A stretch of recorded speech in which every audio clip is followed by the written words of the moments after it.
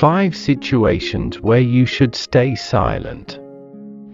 Number 1. When your judgment is clouded. The first case when you should not speak up is when you are having trouble thinking clearly. This can be for many reasons. Maybe you are tired or under the influence or full of anger or anxiety. In these situations, it's better to wait a little before you speak your mind. If you don't, it is possible that you will say something you will regret afterward.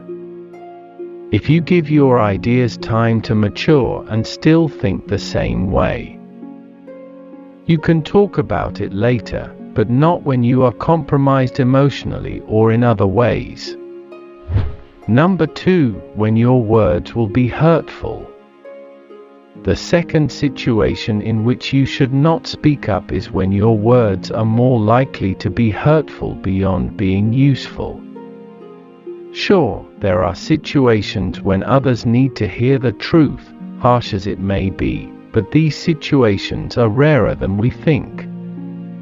Consider whether the words you want to speak are going to be useful or if you are acting to hurt the other person. Number 3. When your opinion doesn't matter. The next situation when you should not speak up is when your opinion is irrelevant.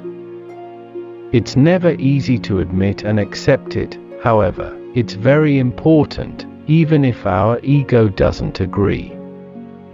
When you don't know enough about a situation or other people are experts, or when your opinion has no impact on others, it's often better to stay silent, just because it's the wisest thing to do. Silence is the best answer to someone who doesn't value your words. Number 4. When you don't have enough evidence. Sure, in some situations we are free to speculate and speak up even if we don't have evidence. However, this is not always true. When we are talking about something that will likely have a big impact on another person, for instance, on their physical and mental well-being, we should not offer information that is not certain.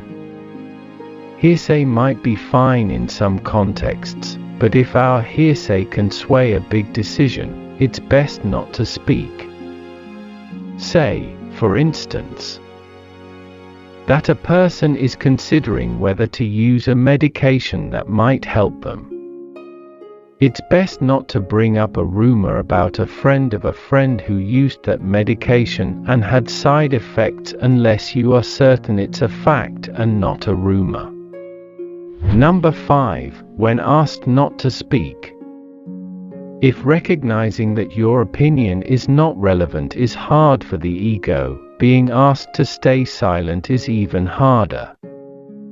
You might be asked to take a backseat in some situations, for instance, in some work contexts or in other circumstances, and that can make us want to speak up. However, it's best to restrain that impulse and instead reflect. Why are we being asked to stay silent? Listening and learning can also be good in these situations. Number 6. When you don't have anything to say. Just because you feel you ought to add something doesn't mean you should. Instead, you might support what someone else has said. It can feel awkward saying that you don't have something to add, but it is usually better than speaking for the sake of speaking. Allow yourself to admit when there is nothing to add. Be careful with your words. Once they are said, they can be only forgiven, not forgotten.